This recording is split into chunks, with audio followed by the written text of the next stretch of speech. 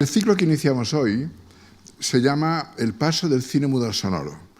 Y les será familiar, supongo, porque el año pasado, hace unos meses, triunfó, incluso con un Oscar, la película The Artist, que mejor la vieron, que iba justamente de ese periodo turbulento, complejo, tormentoso, que fue, y traumático incluso, diría, que fue el paso del mudo al sonoro. Por tanto, en la presentación voy a hacer dos cosas. Primero les hablaré un poco de ese trauma industrial, económico, artístico que supuso el paso del mudo al sonoro, y luego les hablaré concretamente de la película Octubre, que es la que inaugura el ciclo. Vamos con el paso del mudo al sonoro. Fue un terremoto. Fue un terremoto para la industria del cine, para el comercio de películas y para el arte cinematográfico. En los últimos años del cine mudo, es decir, final de los años 20, 27, 28, 29, el cine había adquirido una madurez estética que ustedes lo han comprobado con las películas maravillosas que hemos visto, ¿no? Era ya un arte de pleno derecho, la fotografía era muy sofisticada, el montaje, la sintaxis de los planos, la combinación de planos para expresar ideas, era muy sofisticada, y de pronto este lenguaje que servía para expresar metáforas, y el cine soviético, ya les digo, porque la película que vemos es soviética, el cine soviético fue muy... Debido a la penuria de película que tenía la Rusia de los años 20, aprovechaban trozos de película muy cortitos. Y esto les hizo ingeniarse en montar con planos muy cortos. Y así nace el concepto del montaje, se llama montaje ruso. El montaje ruso es aprovechar trozos de película cortos por la carestía que había, porque no tenían divisas, porque la Unión Soviética estaba bloqueada a las importaciones, etc. Pero en los años 20 se produjo un fenómeno novedoso, la competencia comercial de la radio. La radio se desarrolla como industria de comunicación en los años 20. La radio había tenido antes únicamente usos militares en forma de radiotelegrafía. Telegrafía para el Estado Mayor con los frentes, la Primera Guerra Mundial concretamente, pero cuando acaba la Primera Guerra Mundial, la radio emerge como una industria sonora que transmite música, que transmite publicidad, que transmite novelas radiadas, etc. ¿Y qué ocurre? Entonces la gente, en las noches frías de invierno, se queda en casa a escuchar la radio y deja de ir al cine. Y las finales deportivas transmitidas por radio se quedan en casa y dejan de ir al cine. De modo que la radio plantea un reto al joven cine y se dan cuenta que al cine le faltan palabras. Al cine le faltan las palabras.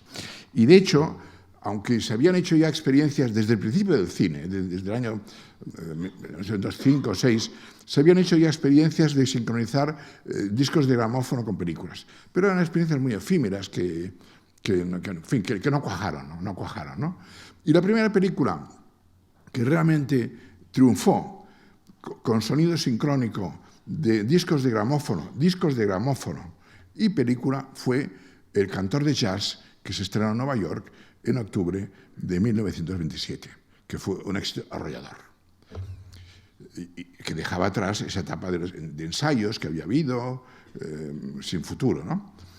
El cantor de jazz inaugura, por tanto, en octubre de 27, la era del cine sonoro. Lo que ocurre es que el sistema de cine sonoro con discos tenía muchos inconvenientes. Primero, los discos se rayaban y sonaban rayados. Dos, se rompían.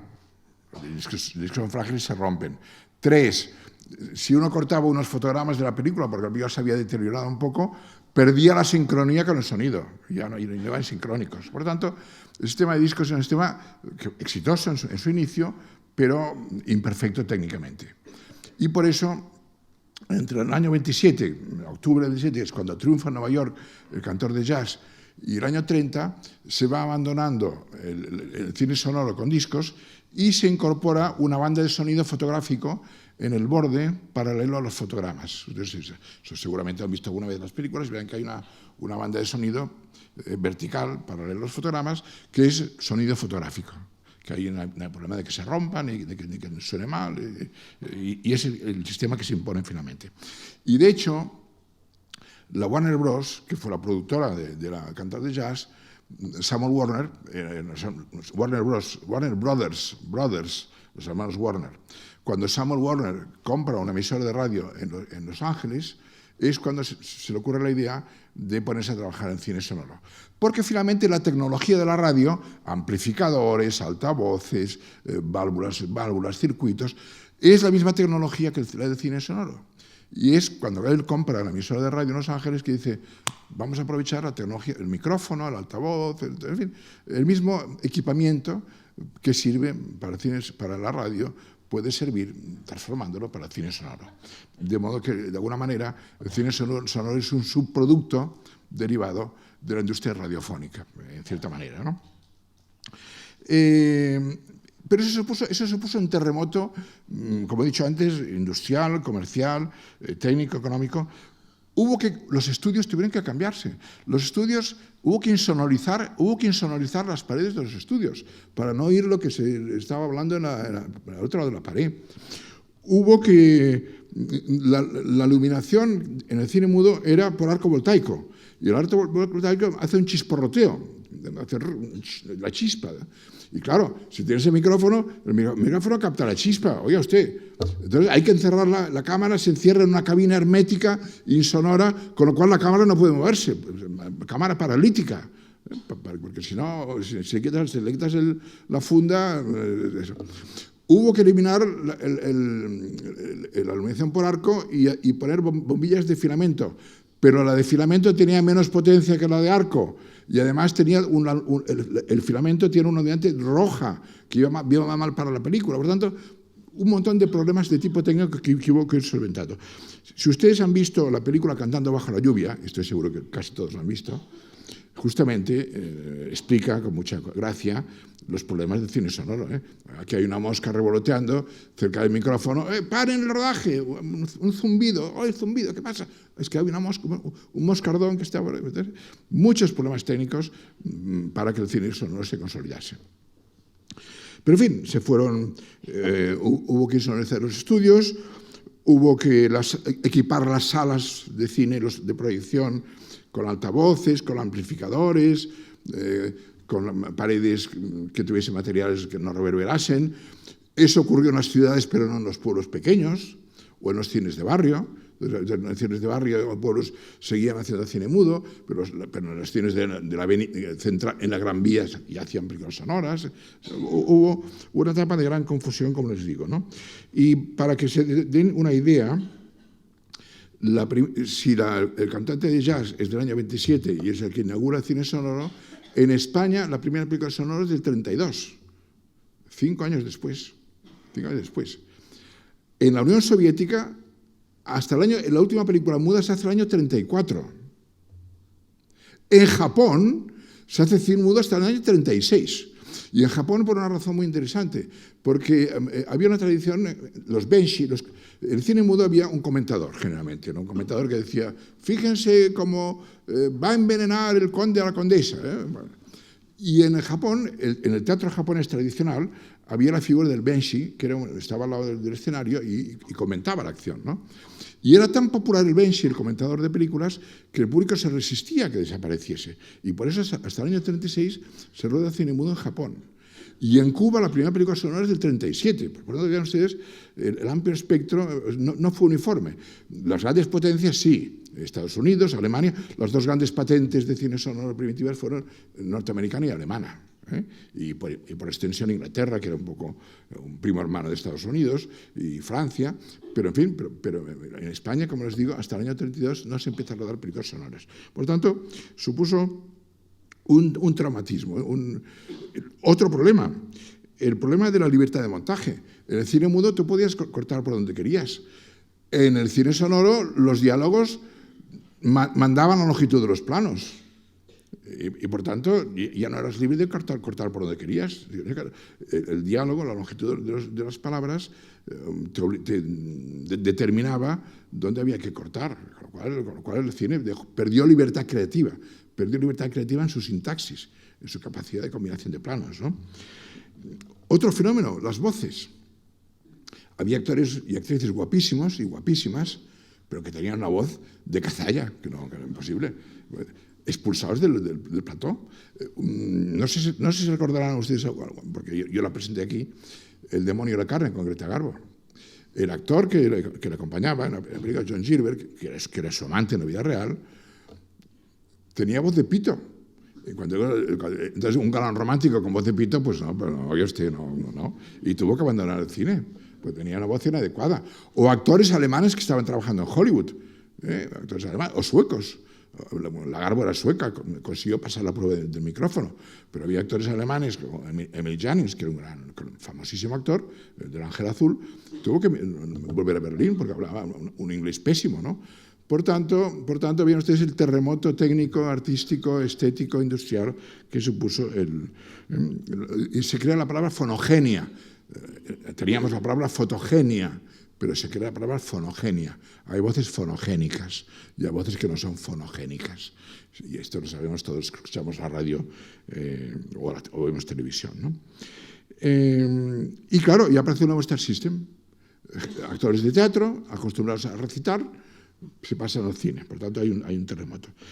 Otro problema, la hegemonía del inglés. Hollywood era la capital del cine mundial. ¿Y qué ocurre? Claro, los franceses, la mayor parte de franceses no saben inglés, o españoles, o holandeses, o portugueses. En París quemaron una sala de cine, los espectadores furiosos porque no entendían la película. Estaba hablando en inglés. Entonces, Hollywood se encuentra con que Hollywood tenía un mercado mundial, universal, porque cuando una película se exportaba, traducían los rótulos y los ponían en otro idioma, y Santas Pascuas era muy barato, era muy sencillo. ¿Y qué hace Hollywood? Hollywood empieza a ensayar una fórmula que no tuvo futuro, duró unos años, pero no fracasó, acabó fracasando, que era contratar actores españoles, alemanes, portugueses, y hacer dobles, duplicar las películas americanas en inglés y hacer versiones con los mismos decorados, con actores en español, o en portugués, o en alemán, pero eso no funcionó porque, les voy a decir un ejemplo, en el caso de español, como que no eran expertos en lingüística los de Hollywood, cogían un actor cubano, un argentino, un cordobés, y bueno, la gente se pitorreaba en la proyección, porque un canario le contestaba al mexicano, el mexicano le contestaba a un sevillano, la gente pateaba y decía, esto no es verosímil, ¿no? Para ellos todo era Spanish. Y es verdad que todo era Spanish, no digo que no fuese, pero Spanish tiene muchos acentos, muchas dicciones. Por tanto, eso no funcionó, y entonces fue cuando se impuso dos soluciones. O bien subtitular las películas debajo, con el texto traducido, o bien el doblaje. Y debo decirles que el doblaje,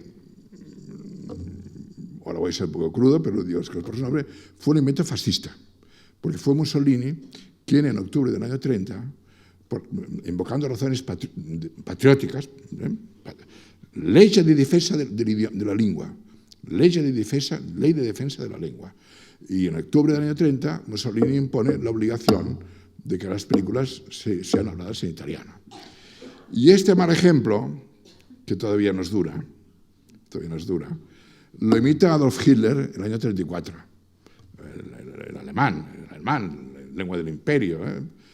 Y el general Franco, el año 41, impone también el doblaje obligatorio. Por tanto, por eso he dicho que el doblaje es un invento fascista. Perdonen la brutalidad con que lo he dicho, pero históricamente es así, ¿no? Es defender la lengua patria por encima de las entonaciones, los matices de que los actores dan a su voz, ¿no? Bien, es verdad que el cine sonoro enriqueció, después de este periodo primerizo de tanteos en que se volvió al teatro filmado, la cámara estática, encerrada en un blindaje, para que entonces no había travelings, hubo un periodo de teatro filmado soso, chato, feo, estéticamente, Cantando bajo la lluvia lo cuento mejor que lo cuento yo. Pero poco a poco se fue madurando el dominio del sonido. Los directores de talento se pudieron encontrar y, por ejemplo, descubrieron la poética de los ruidos. La poética de los ruidos. Hay una armonía de los ruidos. Descubrieron algo que el teatro no tiene, a saber, el susurro, el suspiro y el gemido. El susurro, el suspiro y el gemido, que son realmente expresivos en la comunicación humana, y que en el teatro es imposible, porque si uno susurra en el teatro, en la fila 5 ya no se enteran, ¿no? El cine permitió el susurro, el suspiro y el gemido. Y, sobre todo, permitió descubrir, por contraste, el dramatismo del silencio. El dramatismo del silencio. Entonces el cine, pues, pasó así del mudo al sonoro, y como les digo, fue un periodo muy complejo, que The Artist la explica bastante bien, y no podía hacer esa introducción, no podía no hacer esa introducción para explicarles que fue un terremoto en la historia del cine que se superó, y a mediados de los años 30 ya el cine sonoro era una realidad madura, estéticamente madura, en los grandes países, en Alemania, en Francia, en Inglaterra, los países centrales, Suecia, España, así, pero en fin, ya el cine sonoro se impuso. Dicho esto, este preámbulo que no podía faltar, déjenme que les hable de la película que vamos a ver a continuación, que es Octubre, que es una película soviética de 1927, de un gran director ruso, Sergei Mikhailovich Eisenstein, un genio del cine, que es una película muy compleja. Y como es muy compleja, me siento obligado a explicarles un poco cómo está construida, porque es una película atípica. Les adelanto, es una película atípica. Esa película, Eisenstein había estudiado arquitectura, tenía una gran inquietud intelectual, era un personaje, admiraba a Leonardo da Vinci, era un personaje leonardesco. Le interesaba la pintura, le interesaba el psicoanálisis, le interesaba la literatura, era realmente un genio que, como tantos genios, se vio decapitado artísticamente por Stalin. Stalin fue devastador, como ya supongo que lo saben, pero una de las muchas víctimas de Stalin fue Eisenstein y el autor de la música de la película, Dmitri Shostakovich, un gran genio de la música. La película es muda, pero luego fue sonorizada con música de Shostakovich, pero Shostakovich cayó en desgracia en el año 36, en las famosas purgas de Stalin de los años 30, de modo que es una película de encargo. Cuando llega el año 27, es el 10º aniversario de la revolución bolchevique, la revolución comunista de 1917. Y le encargan a Eisenstein que haga una película para celebrar y conmemorar los hechos revolucionarios que tuvieron lugar entre febrero y octubre del año 17. Y por tanto él reconstruye el mosaico de episodios. La película, en la primera montaje era mucho más largo, luego se fue reduciendo y ha quedado en la duración estándar actual, ¿no? Aunque Stalin fue efectivamente, sin duda ninguna, un asesino de masas y un depredador, es cierto que en los primeros años de la revolución, florecieron las vanguardias soviéticas. El futurismo, que había nacido en Italia, con buena razón. Rusia era un país preindustrial, un país agrario, y por tanto todo lo que sonase a máquinas, a motores, a aparatos, a modernidad, y el futurismo era el culto a la modernidad, a la máquina. Y por tanto el futurismo que inventa Marinetti en Italia se exporta a la Unión Soviética, y el poeta Mayakovsky hace poemas futuristas, y Eisenstein canta a las máquinas, lo veremos ahora. Por tanto, las vanguardias, en una primera fase, en los primeros años de la Revolución, hubo una cierta eclosión, ebullición vanguardista ligada al futurismo, al constructivismo, al suprematismo, pero todo esto se acabó radicalmente. Lenin muere el año 24, Lenin, el padre de la Unión Soviética, muere en el año 24 y Stalin se convierte en jefe de gobierno. De hecho, era un triunvirato, pero ya Stalin se quitó de encima a los otros dos y se quedó él solo. Pero originalmente, cuando muere Lenin, se hace cargo del poder un triunvirato, pero Stalin elimina a sus colegas y se queda. Y impone el primer plan quinquenal en 1928, que fue un disparate, porque era economía planificada centralizada. Y en un país tan grande que va desde Polonia hasta el Pacífico, tú no puedes planificar de forma centralizada un país que va de Polonia hasta el Pacífico, en Siberia, porque es un país complejo, diverso, hay zonas agrarias, zonas petrolíferas, zonas industriales. Pero el plan quinquenal, que se inaugura en el año 28, intenta la economía soviética comunista planificada. Y una de las consignas de esa etapa, que empieza el año 28 con el primer plan quinquenal, es la siguiente reflexión. En Rusia la mayor parte de la población era analfabeta. En Rusia la mayor parte de la población era analfabeta. Por tanto, Stalin dice, basta de experimentos, basta de vanguardias, hay que hacer cosas que entienda la gente más simple del mundo, los campesinos. Hay que hacer películas para los campesinos analfabetos, con lo cual, claro, se baja el listón automáticamente, porque has de hacer para que te entienda el tonto del pueblo. Si hay el tonto de entender, has de bajar el listón. Pero esa es la consigna política de Stalin. La mayoría de la población rusa es agraria y analfabeta, y hay que hacer películas para las masas, con lo cual todo experimento, toda investigación, toda vanguardia queda yugulada. Con Stalin, siempre me dio una expresión, se acabó la fiesta. La poca fiesta que había antes se acabó con Stalin. Y cuentan las crónicas que cuando estaba rodando Eisenstein, porque entre las muchas fechorías que hizo Stalin, fue desterrar a Trotsky, que había sido uno de los protagonistas de León Trotsky, uno de los protagonistas de la Revolución Soviética, figura central. Y lo destituye del Comité Central, lo envía luego a Siberia y lo acaba expulsando de la URSS y lo envía a Turquía. ¿Y cómo acaba Trotsky? Asesinado en México por un catalán, por cierto, Ramón Mercader, no sé si le suena.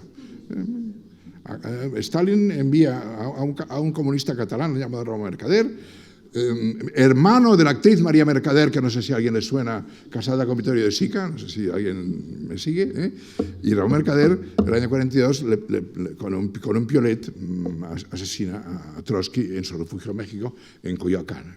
Si van a México se puede visitar la casa, yo estaba en la casa de Trotsky, es muy impresionante, ¿no? Aunque tenía guardaespaldas y eso, él entró en su despacho y con el piolet lo mató. Bueno, y los procesos de Moscú de los años 30, los famosos procesos de Moscú, que murió muchísima gente, era en nombre del antitrotskismo, porque Stalin sostenía que había infiltraciones trotskistas en la Unión Soviética. Pero déjenme que les diga lo siguiente. Según he leído, porque al documentarme para esta película, se fiaba tan poco Stalin de nadie, que a las 4 una madrugada, a las 4 de la mañana, fue a la sala de montaje de la película de octubre y pidió que le enseñasen todos los trozos en que aparecía Trotsky en la película. Y los inspeccionó a las 4 de la mañana, que eso es que ser paranoico para hacer eso, y solo dejó un cachito que dura 7 o 8 segundos, lo verán. Fíjense, ya hacia el final de la película, cuando se discute, cuando están reunidos los jefes, está Lenin, y tiene a su derecha a Trotsky y a su izquierda a Stalin. Y discuten qué día van a hacer el asalto al Palacio de Invierno, porque la revolución era asaltar el Palacio de Invierno, que era la sede del gobierno, ¿no? Y entonces discuten brevemente y vota, y Trotsky dice, pues no, votación. Ha quedado solo de Trotsky esos 5 o 6 segundos, que fíjense que están en la mesa, y ahí sale, es lo único que ha quedado de él, porque... Y efectivamente, les he contado que la música de Shostakovich, que es poderosa, y como era un gran compositor, sin duda ninguna, cayó en desgracia en el año 36, y ya no levantó cabeza, como era frecuente en la Unión Soviética. Bueno, esa película es una película muy virtuosa en el montaje, en su sintaxis, virtuosa y experimental. Y esto quiero subrayarlo porque les va a chocar un poco. No es como el cine americano que han visto, que era todo muy narrativo. Ahí hay mucho experimento. Y sobre todo experimento de montaje. Enfrentándose a la fluidez narrativa del cine americano, que parece todo muy continuo, esa película está hecha de discontinuidades, de choques de imágenes, de una sintaxis para hacer metáforas, para hacer alegorías, para hacer un montaje intelectual. Tomen como baremo que una película americana normal de 1 hora y media tiene aproximadamente unos 300 planos, aproximadamente. Esa película, que dura eso, 1 hora y media más o menos, tiene 3.300 planos. Tiene 3.300 planos. Es la diferencia, Por tanto, hay montaje rápido, hay montajes acelerados, y hay realmente una experimentación de laboratorio en torno a la sintaxis, a la unión de las imágenes para crear alegorías, metáforas, etcétera, etcétera, ¿no? Se planteó un problema muy curioso, como toda película muda tiene rótulos con los textos, ¿no? Y se planteó el problema de los textos. Y finalmente, aunque no sepan ruso, yo tampoco sé ruso, no quiero presumir, aunque no sepan ruso, verán que todos los rótulos están con letras mayúsculas. ¿Por qué mayúsculas? Porque la gran mayoría del país era analfabeta y se suponía que letras mayúsculas eran más legibles para que la gente, el que sabía leer, decía en voz alta, y la gente lo oía. Y porque se planteó un problema teórico muy curioso. No sabían si Dios, la palabra Dios, había que escribirla con mayúscula o con minúscula. Y estuvieron discutiendo si había que poner Dios con mayúscula o con minúscula. Y como no se ponían de acuerdo, dijeron, todas mayúsculas. Y por eso la película, los rótulos, están todos en ruso, subtitulado en español, naturalmente, si no sería una estafa, ¿no? En español. Pero por eso usa todo con mayúsculas, por el debate en torno a si Dios debe escribirse con mayúscula o con minúscula. Debate típico de la época, por otra parte, y del país, naturalmente, ¿no? La película, obviamente, es una glorificación del mito fundacional de la Unión Soviética, el nacimiento de la Unión Soviética, la Revolución de Octubre. La Revolución de Octubre que va de febrero a octubre del año 17. Es un periodo complejo, un periodo histórico complejo. Yo les voy a dar algunos datos históricos para que entiendan algunos episodios que no serían oscuros. La primera secuencia es el derribo de la estatua del zar Alejandro III. Rusia era un país agrario, atrasado, inmenso, latifundista, no democrático, totalitario, gobernado por los zares. Y los zares eran emperadores de Rusia en el régimen no democrático, en el régimen teocrático prácticamente, ¿no? Y debido a la entrada en la Guerra Mundial, la Primera Guerra Mundial, se inicia en agosto del 14 y acaba en noviembre del 18, perdón, el país empieza a descomponer. El país en guerra no aguanta esa estructura piramidal de poder, ¿no? Y más, en el caso de los zares, hay un personaje oscuro, que seguro que van a hablar de él, que es el monje Rasputín. Rasputín era un personaje que dicen que tenía poderes hipnóticos, que la zarina estaba obsesionada con él y le hacía mucho caso, el zar le hacía mucho caso. En fin, el caso es que con Rasputín o sin Rasputín acabó asesinado. La guerra iba mal, los alemanes iban avanzando por Rusia y finalmente el Estado Mayor del Ejército y la Duma, que la Duma era una especie de parlamento, un semiparlamento, no un parlamento democrático, era una asamblea consultiva, le dicen al zar, tienes que dimitir. Esto va muy mal, el país se está descomponiendo, Rusia pierde la guerra, has de dimitir. Y el hijo de Alejandro III, Nicolás II, abdica en marzo del 17 y la familia de los zares, la familia toda entera, es asesinada unos meses más tarde, en julio del 18, y no sabemos si Anastasia, no sé si le suena Anastasia, la pequeña Anastasia, ha quedado el misterio si sobrevivió o no sobrevivió a la matanza de la familia de los zares, ¿no? Bien, pues la película empieza con una escena en cámara alta, derribando la estatua del zar, que es la imagen del inicio de la luz, derribando. Como cuando se rodó la película en el año 27, ya estaba derribada la estatua, obviamente. Hubo que construir una parecida, de gran tamaño, pero de cartón o de papier maché, y si se fijan bien, yo lo he visto muchas veces, uno nota que aquello no es mármol.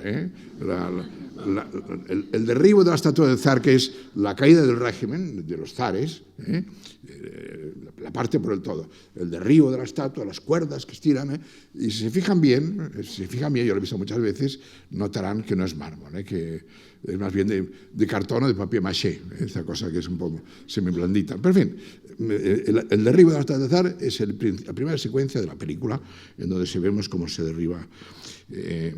Y entonces, al caer el régimen de los zares, hay un armisticio, Verán que los soldados rusos y los soldados alemanes confraternizan, la guerra se interrumpe por un tiempo, pero sube al poder un gobierno provisional al frente del cual está Alexander Kerensky.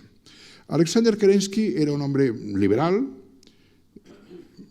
parece que débil de carácter, según dicen, que se puso al frente de un gobierno provisional de transición. Reanudó la guerra mundial, reanudó la guerra contra los alemanes, esto se ve en la película. ¿Y qué hace Eisenstein? Como Eisenstein toma un punto de vista en favor de los comunistas, de los bolcheviques, satiriza a Kerensky. ¿Y cómo lo satiriza? Pues comparándolo con la vanidad del pavo real. Y dirá usted, ¿qué hace un pavo real aquí? Metáfora. Es vanidoso como un pavo real, que abre la cola. Y verán de pronto una estatua de Napoleón. ¿Qué hace una estatua de Napoleón? Igual que Napoleón traicionó la Revolución Francesa, Kerensky está traicionando los ideales de la Revolución Soviética. De modo que hay un montaje, que aparentemente disparatado, que es comparativo. Kerensky, ambicioso, acumula ministerios, Ministerio de Justicia, Ministerio del Ejército, Ministerio de la Marina. Vemos cómo va subiendo escaleras, va escalando el poder subiendo escaleras, ministro de Marina, ministro del Ejército, ministro tal. Y la sátira de compararlo con Napoleón Bonaparte y el pavo real. Por tanto, un montaje intelectual, ideológico, para satirizar. Les anuncio que Kerensky acabó muy mal, acabó tan mal que se refugió en la embajada norteamericana y hay un plano, efectivamente, que se ve el coche de la embajada americana con la bandera porque se refugió y abandonó el gobierno, ¿no? Por tanto, hay una mirada satírica en muchas escenas. Y luego hay un uso poético del montaje. Hay escenas que son de un montaje muy acelerado, muy rápido. En cambio, montajes que por ejemplo, cuando el gobierno ordena que se levante el puente levadizo para aislar los barrios obreros del centro de San Petersburgo, porque la Revolución Soviética tuvo lugar en San Petersburgo, llamada luego Petrogrado, llamada luego Leningrado, y de nuevo hoy San Petersburgo, ha recuperado el nombre originario San Petersburgo, que en esa época se llamaba Petrogrado y luego se llamó Leningrado. Cuando se levanta el puente levadizo para aislar los barrios obreros, usa como un ralentí. Y vemos que las cosas no tienen el tiempo normal. Lo digo porque cuando lo vean no se extraña. Es un efecto poético. Por lo tanto, él utiliza el acelerado del ralentí como efecto poético. Y mientras tanto, los comunistas, los bolcheviques, se reúnen en un cuartel general que es un instituto Smolny, que había sido un instituto de enseñanza para señoritas, para mujeres, para chicas, ¿no? Y ahí se reúnen y discuten. Y en esa discusión hay también otras metáforas. Por ejemplo, había varias facciones. Unos decían, hay que ocupar el Palacio de Invierno. No, es demasiado pronto. No, pues vamos. Y se ve los oradores y en un cierto momento aparecen unas mujeres tocando el arpa. ¿Qué hacen estas mujeres tocando el arpa? Einstein nos dice, este discurso del delegado menchevique es engañoso y adormecedor como la melodía de las arpas. Metáfora, porque no hay arpistas en la sala donde discuten los políticos. No está en ningún sitio, es una metáfora. Cuando vean las arpas, digan, ¿dónde están? No están en ningún sitio, están en la metáfora. El discurso engañoso del menchevique que quiere adormecer al pueblo con cantos de sirena, las arpas famosas, ¿no? Por tanto, verán que hay metáforas de montaje y hay metáforas que están integradas en la acción. Por ejemplo, cuando el gobierno provisional se tambalea, está a punto de caer, vemos como la gran araña del palacio se empieza a mover. Al igual que el gobierno provisional está a punto de caer, la gran araña de cristal del palacio empieza a tambalearse. Metáfora integrada. Cuando asaltan ya el Palacio de Invierno de los zares, que es la toma final del poder, el Palacio de Invierno, verán que hay un primer plano, los obreros suben por las puertas forjadas con adornos y de hierro, etc. Y hay un primer plano de un pie de un obrero que pisa la corona. Metáfora. El pie del obrero, al escalar eso, pisa la corona. metáfora realista. Ya no estamos con las señoras que tocan el arpa, ¿no? Les digo esto para que vean que efectivamente es una película muy formalista, muy experimental, una película que no es fácil, que fue muy criticada en la Unión Soviética en la época. Dijeron que era una película experimental, que las masas eso no lo entenderían. Tenían un poco de razón, no lo entenderían. Incluso la viuda de Lenin criticó la película, dijo, eso es experimental, eso no es para las masas, eso no es pedagogía, eso no es didáctico, eso es un experimento de laboratorio de ese señor que se cree que es un artista. Tal. Hubo un gran debate y fue acusada la película de formalista, de experimental, de difícil, y efectivamente, y en eso tiene que ver también otra cuestión, y con eso ya termino. La película está rodada en San Petersburgo, en el actual San Petersburgo, que luego fue Petrogrado y luego Leningrado. Es una ciudad barroca.